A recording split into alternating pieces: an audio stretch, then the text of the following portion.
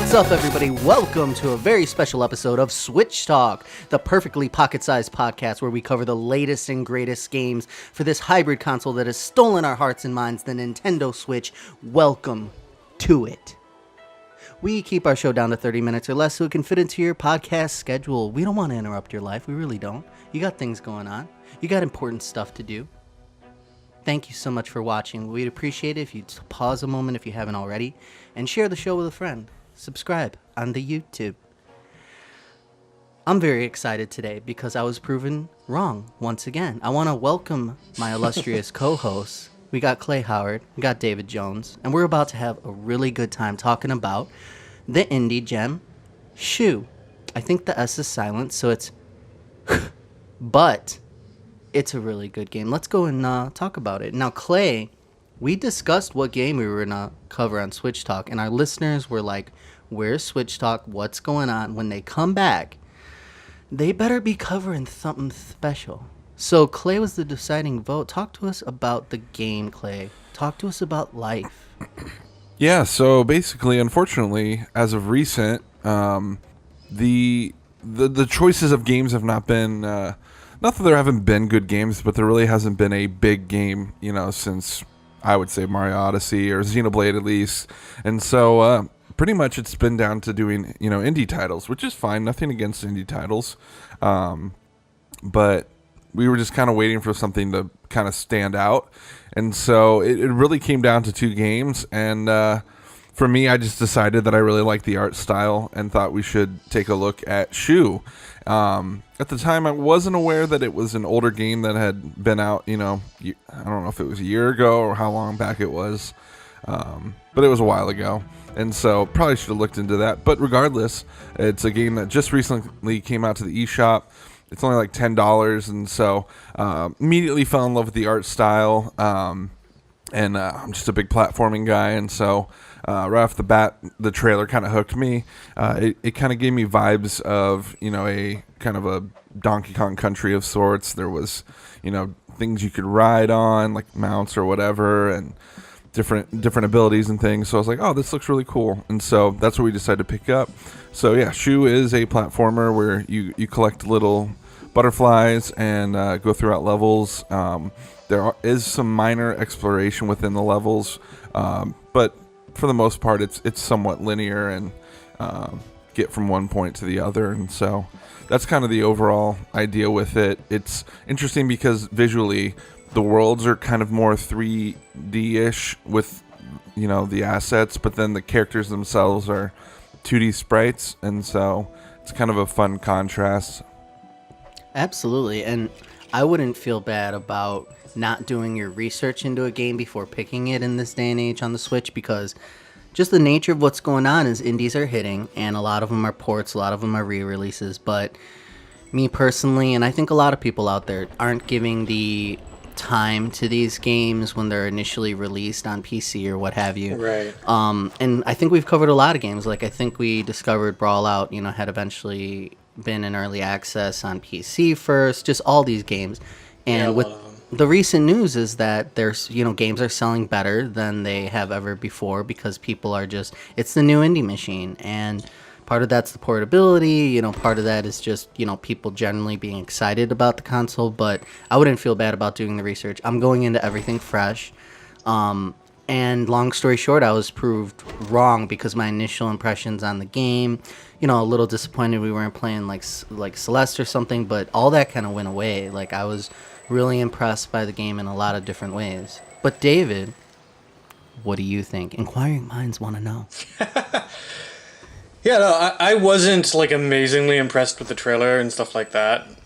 I think that could just be another sort of, low-key indie title. But once I started playing, once you actually sort of have the music and get the flow of the levels, I really started to enjoy it.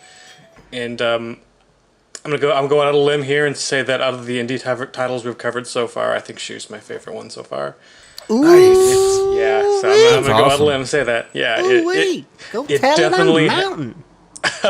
As a massive fan of Donkey Kong Country like Clay, it gives me some of those vibes a little bit, just having the kind of atmospheric music and it's still hard, but it's still sort of relaxing at the same time. And I really Totally. appreciate platformers like that. And I like how it wasn't like there was no like indie gimmick. It just focused on being a good 2D platformer. And I wish more indie games were just sort of being the thing they were good at, and not throwing in like some gimmick. Which, and I understand creativity, and I do like a lot of the other indie games that take things in more weird directions. But it's nice just to have a game like this that sort of like takes you back a little bit, and I really appreciated it for that. Absolutely. I mean, Yeah. I agree. The platforming or flow of the game just gets so good. Initially, the gameplay is a little bit thin because you start out with your one little puppet character named SHU, and you're just jumping and gliding around. But as soon as you meet your companion characters, they adorably start to hold hands and kind of form a trail as you move. And right off the bat, that was like, oh, they're moving together. I don't know. It looks cool. And with each additional character, you yourself like shoot some, gets the power, enabled by them to do some pretty cool things. And the levels complement the characters, and you're building moveset as you go. So eventually you're just flowing, and it's just I'm not a big platformer guy necessarily, and that really, you just hit something. It hit a stride that I hadn't experienced in quite a while. So I totally agree with David that it does platforming right. Now, Clay, if you could pick just the standout thing of the game for you, what else would be really at the top of your list? Your hit list. I think it's the transition from World 1 to World 2, or whatever you want to call them. I always call them worlds. Right. Because the first area is fine. It's good. It's still kind of just easing you into things. And I do think this game has a nice slope of difficulty where it kind of slowly ramps up. And then I think by the end, it's quite challenging. We could talk about that later if we want to. But yeah, I think once you hit the second world, instead of being in this kind of open, mountainous, waterfall-y kind of area, you go into this kind of dense forest with water, and it's just a whole change up, and I love it. I just thought it was really good. I think the second world was just really, really cool. They introduce you to a new character that lets you walk on water, and so it's just, I think at that point it starts to open your eyes that, oh wow, there's a lot, going on here, and because you think you kind of have it all figured out, and then you get there, and I think it kind of shows you, no, this is different. The only other one I would say is just every level that you get chased in, I think is pretty standout. I just love being, that chaos of just having to keep moving as fast as possible, and so I like those parts too, where you're getting chased by the giant purple smoke monster thing. Yeah, it's not really big story-wise. It kind of opens up with kind of a slideshowy. There's some word for it, but it's like kind of stills with slight bits of movement. There's no dialogue, and it's trying to explain that there's this purple smoke monster, purple soda thing, like following you around, and it looks really cool. So you have a antagonist. You got this idea that this thing is going to be chasing you, and at various points in the game, one of the highlights for me is it kind of catches you off guard. So all of a sudden you're just going around, taking your time, taking in the sights, enjoying the platforming, and then bam, it's like run, and you're being chased, and the chase sequences are just really exciting. So the pace of the game just ramps up all of a sudden, and it reminds me of like Nemesis in Resident Evil 2, or was it 3 actually that finally hit? That was Nemesis actually. Nemesis was 3. Yeah. So the idea that the gameplay can change like that and change pace like that was really refreshing to me, and it forces you to ramp up that difficulty, like you were mentioning before, Clay. Is you have to know all your characters and the move set and get used to what you're doing, and now you're doing it at a faster clip and having to react, and I love that. It kept you on your toes, and that's a highlight for me. What did you think about that, David? Yeah, no, yeah, those sections were fun, and I liked that there was a little bit more user agency, and there's actually kind of sort of visible danger, which is one thing that I was slightly disappointed with, but I still think it works. That there's not a lot of sort of adversaries thrown out the levels, but I think that might be more of I feel like I don't know how many people work on this team. I'm kind of curious to know. I felt like it was probably a pretty small team, and I feel like it could have affected some of the design decisions. But yeah, it that the all those scenes where you're being chased are great. I also, this is kind of completely off topic, but another one of my highlights was when you first get on. Is it a goat that you ride? I think you ride two things throughout the game at two different points. But yeah, initially it's Okay, hard to yeah, the tell what first the one. I can't characters remember what it actually is. are. Yeah, that Yeah. that when I first jumped on that thing, I'm like, oh my gosh, it's like Rambi. Like I just want to call it Rambi. Yeah. And I'm like jumping all over the place with that thing, and that was a lot of fun. And the collecting of the butterflies is just like extremely satisfying. I don't know if you want to move into complaints. I have a few things to criticize, but I think Please that's go gonna- ahead, chopping block Okay. time. Yeah, yeah. Cut it No, down. I was just gonna say that I felt that the sort of, I don't know if you want to call them backgrounds, feel a little bit tonally out of place with the music and the hand drawn art. And I kind of wish that maybe if they had more time, they could have sort of merged those two styles together better and maybe done more hand drawn elements. But because I love the little sprites, they're so adorable, and they said they hold hands and they look, obviously a lot of care and was put into them. And I wish there was a little bit more of that art around, as now it just feels like that they're kind of just the main characters are kind of drawn and plopped in, but everything else is, more of the cheaper animation, which is fine. It's not a big complaint, but I kind of wonder if they had more time and resources, if they would have merged those two together a little bit better. We experienced some of that. We did a live stream Let's Play. We're going to be doing that a bit more with Switch Talk to try to get you those real early impressions of games. So Clay and I were streaming and playing and experiencing some of that. Clay, do you remember what we were talking about like the windows and stuff? Can you explain that? Yeah, so in the first area, there's these like huts that you are running around up and over and below, and it's interesting because that you can see inside the windows. They have like kind of a 3D element going, which is cool. It's a cool effect. You can see inside, but we were kind of confused. And I know when I first played through it, I was like, well, it kind of looks like you might be able to go inside these because you can kind of see what's in Right. there.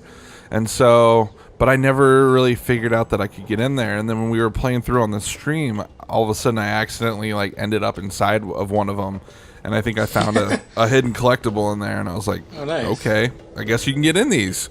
Had no idea. And so it was just a little confusing, but I mean, that might have been, intentional. Maybe they didn't want it to be super obvious, and maybe there's not a lot of them that you can go inside of. And so, so I totally get that. It's a little off at times. One of the things that I kind of found that I'm not a big fan of is if you miss something, there's certain points where you can't go backwards. Either you can't jump back up or whatever. And I know there's something back there that I didn't go up or whatever. And I'm like, well, I thought maybe I could loop around, and then I realized I can't. And so I'm just not a big fan of like if you miss something, you got to restart the level or do it over later to get that thing. I'm not a huge fan of that. I don't know. Just that made me think of that as well. So I think it's all related because the best games have subtle visual cues that are going to draw your eye, that is going to paint something as an obstacle or an enemy or as a power-up. And, if something twinkles, so you have the collectibles, again, there's a lot going on. You're collecting, hundreds of butterflies, and then they're all throughout the level kind of like coins, easily accessible. And then these cute little chickens, I think there's 6 per level, and then you have hidden stone tablets, which are like harder to find, and if you find all 3, they kind of form the stone mural. There might be something story related with that, but I'm not sure. Due to the interesting art decisions, like we were saying, sometimes I couldn't tell where I could go, if that was an enemy or not. I realized because I'm reviewing the game and putting it into words that most obstacles are instant kill. There's no health bar necessarily, and there's generous checkpoints, which are fine. well placed and instant respawn, so you don't really notice. Did that click for you guys that it's actually one hit kill for like at pretty much everything? Yeah. I was aware of that. It doesn't feel as punishing though. I mean, when you say it out loud, It's because of how the checkpoints are, and that was actually something I wanted to comment on. Was I really like the checkpoint system in this game and how they do lives, because it's not. They make there a barrier there, but they give you an adequate amount of lives each checkpoint. Each checkpoint you get refilled to 5 lives. So you always sort of have a fair amount of tries to get to that section. Like to learn that section. So if you fail on those 5 tries, it feels like it's your own fault. Yeah. Whereas there's a lot of other platformers, a game like I do all this really hard stuff, I make it to the checkpoint with 1 life, and then I just do something stupid on the next part because I haven't learned it yet, and then I have to go do all the rest all over again. Exactly. And it's always been kind of frustrating. But I this way all right, each challenge you have a fair amount of lives, and if you lose that, it's your own fault, and you get, and it feels very fair play. Like they're not punishing you too much, but they're not making it so you can do it infinitely until you get it either. I think it's a good balance of challenge and reward. Yeah, I agree. That pacing is spot on. You're like you mentioned, you kind of progress and then you die once or twice because you're like, oh, I didn't understand visually that was an obstacle or enemy. But then you kind of learn and then you go right through. There's that thrill of reaching the checkpoints, and there's 4 or 5 a level at least, and the levels are bite-sized in themselves, and then each little section of the world is split up into 3. So I think it's great. It's bite-sized. But it was so good that I marathoned it, and it's not a very long game. You could complete it in about 3 hours if you're like me, 4.5. And it's like I played until my hands hurt, and I was enjoying myself the whole time. Any other thoughts, Clay? Yeah, let's see. I am so close to beating this game right now. As of last night, I was trying to finish it, and I got to the last, what I believe is the last level, and I cannot beat it. And so I was getting pretty frustrated last night, but I was also very tired. I was laying in bed trying to beat it. Probably wasn't, at 100%. Awareness and stuff. So I gave it another pass here right before we started recording, and unfortunately I kept dying at the same part I died at last night. And so if you start playing this game and you think, wow, this first level, it seems empty, there's nothing here, this is way too easy, give it time. It definitely ramps up. I think it was about when I hit World 2 or 3 that I started, dying on more than just one occasion. And then by the time you get to the end, it starts to ramp up. There's a lot more variety. And so, yeah, I just think give it some time if you get into it and you think this is a little too easy. But I also kind of just enjoy, like David said, playing a game, and it's kind of relaxing. And especially the front end, it's just a little bit easier, but you're still enjoying yourself because you're this owl bird woman thing that can fly around, and it's just cool. Like it's neat. And yeah, you can beat it in 3 hours, but I guarantee you probably won't 100% it in 3 hours. Just with all the collectibles and stuff, you'd have to go back through and try to get everything. And I was collecting all the little birds or whatever they are on the first couple levels, pretty easily finding them all. But on the last world, I was getting 1 and 2 of them at the end of levels, and so they're definitely becoming more difficult to find and require more exploration, and you got to look around a lot more. So there's definitely more to it, and I think there's a lot of play here. So yeah, thumbs up on that. I think that the difficulty curve is pretty good. So there is a time trial mode that unlocks after you complete a level, so you can backtrack a bit and try to do that. As far as I'm aware, there's no leaderboards necessarily or anything like that, so you're kind of just trying to beat the time set by the game, what it thinks you should be able to do.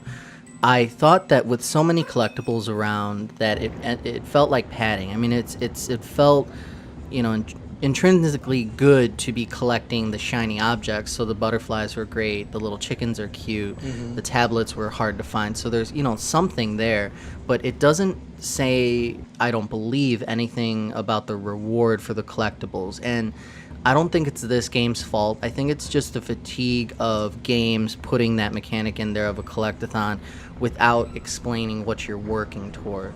Because I think that things work much better that way when you have that carrot and, at the end of the stick. Because if I just understand what I'm doing, without the payoff, then there's something lacking there. And that's just something that is a personal, peeve of mine just lately from seeing it so much.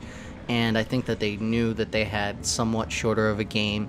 I think it's in the game's benefit, and it keeps that pace going, and they were able to put full effort into those levels, and it paid off in the end as that type of decision. But at the same time, like, I'd like them to tell me. I could think just right off the bat of, like, some things that would be cool about, collecting everything. Like, if there was an even harder version of each stage where the monster was chasing you the whole time, if you were able to get the collectibles, and then that in itself had another reward. There's just so many things that you could do, and I'm sure with the limited resources of indie devs. What's the name of the indie dev, Clay, so we can give them a shout out?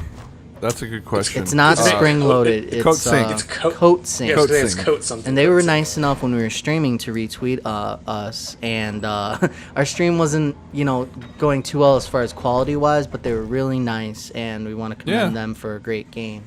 David, did you have any other thoughts? Follow up real quick with what you said about the collectibles. For me personally, I'm okay with just collecting things as long as it's like a checklist. You're a hoarder, like man.